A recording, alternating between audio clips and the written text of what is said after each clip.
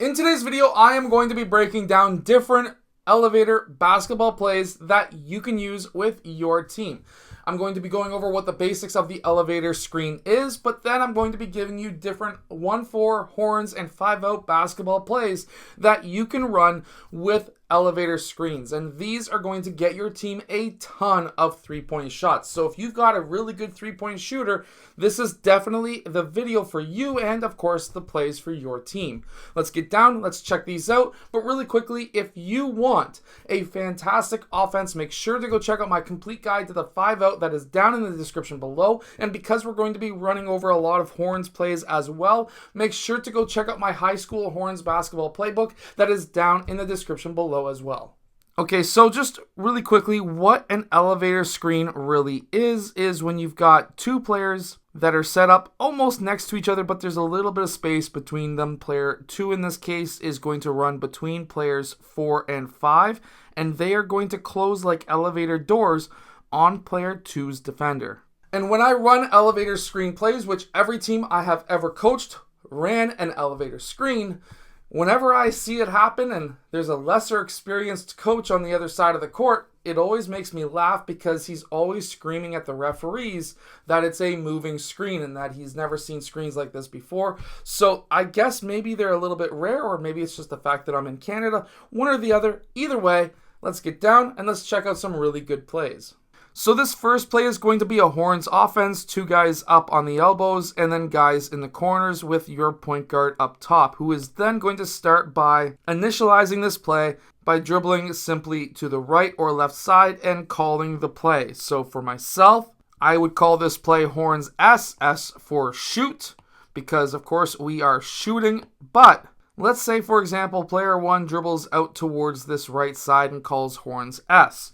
This means that player 2 is going to be the one who is shooting the ball. Player 2 is going to head towards the middle of the key first, and he's going to set up a screen for player 3. Player 3 is going to be using that screen, and he's going to be popping out towards the corner. This is going to be essentially a decoy unless he's absolutely wide open. After this screen, player 2 is then going to cut through this elevator screen right here, and he is going to be then set up for that 3-point shot. However, if he's not open, what I want to see is player 5 setting a back screen on player 3's man, and I want player 4 to be setting a screen on player 2, who will then use this screen. The idea here is player 4 is going to stay at the 3-point line, player 2 is going to have this lane to attack in and hopefully score, and player 3 is going to use player 5 as a screen and pop up to the elbow. The idea here is, depending on how defenses switch this, we may have a pass to player 5, we may have a pass to player 3, or player 2 may just simply drive straight to the basket and score the layup. Another great play that you can run out of horns is having player 5 set that back screen on player 3, and player 2 is going to come and set a screen next to player 4. This is going to be an elevator, but player 3 is going to be using player 5 first, and then player 3 is going to be going through the elevator. So first screen is at 5, second screen is at 2 and 4. They're going to close, and after that, player 1 is going to hopefully pass to player 3 for that open 3-point shot. That's kind of our number one option. However, if player 3 is not open, player 5 is going to turn around and he's going to set a screen for player 4. Player 1 is going to dribble out towards that right side, and player 4 is going to be using that screen. Meanwhile, player 2 is going to be popping out towards the corner. And this will be our secondary or last option. If none of this works, player 4 is going to clear out towards the corner, 3 is lifting, 2 is lifting, 5 is clearing out, and at this time we have set up the 5-out, where now we can set up a simple motion offense. Now, I've said this in a lot of different videos, but I always like to finish every set play off with a 5-out, because especially if you're like me, who coaches in an area that has a shot clock, we have a 24-second shot clock here in Ontario, and when it comes to having a shot clock, you may run through a set play, and in that set play, it's going to take probably 20 seconds. You have 4 seconds left to score. So by clearing out the key, having a 5-out, you can do something very quick, like a quick pass and screen, and now at least we have something happening where we can get that final shot before the buzzer buzzes. Now, in the 5-out, you can still run the elevator screen. Now, I like the 5-out for a lot of different reasons, but this seems to be my favorite. We're going to have player 3 set that down screen for player 4. Player 4 is going to use that screen, and of course, he could be an option. But now we're going to have player 5 and 2 set up in an elevator screen somewhere along this wing mid-range area. When they set up for their elevator screen, after player 3 sets that screen, he's going to roll off, and he's going to then go between players 2 and 5. We are then going to have that pass over to player 3, and this could be a 3-point shot. If he's not open to shoot, player 2 is going to clear out, and this will end up in a screen and roll with player 5 screening and rolling to the basket.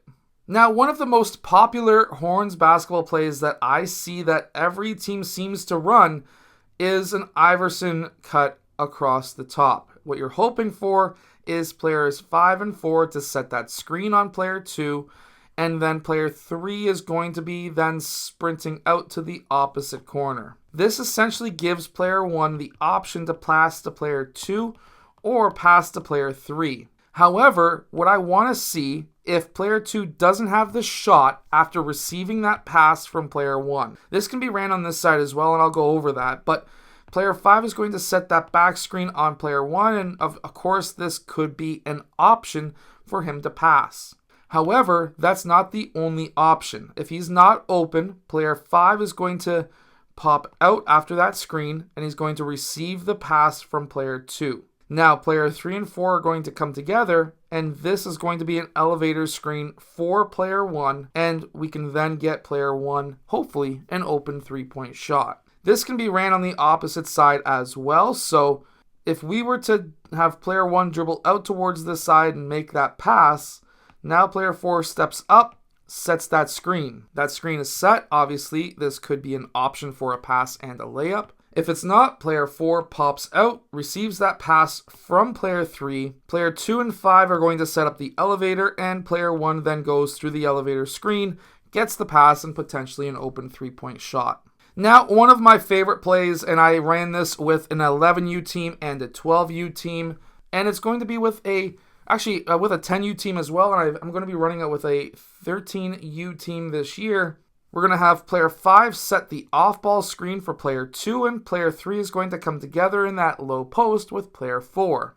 After these screens are set, player 2 is going to run through the elevator off of player 5's screen, and we're going to have then player 1 potentially pass to player 2. This would be our number 1 option, and I generally want player 2 to hopefully get that ball. If he gets that ball and the shot cannot be taken, player 3 sets the screen, player 4 sets the off-ball screen on player 5. Player 5 goes to the high post. Player 4 seals his man. Player 2 uses player 3 as a screen and roll, and now you have a lot of options to pass to. Obviously, player 2 could score, but with all of the contested key that is there, it's probably not going to happen. You may have player 3, you may have player 4 sealing his man. That would be probably our next best option. And you may also have player 5 who is wide open. And if not, we can get that ball out to the perimeter.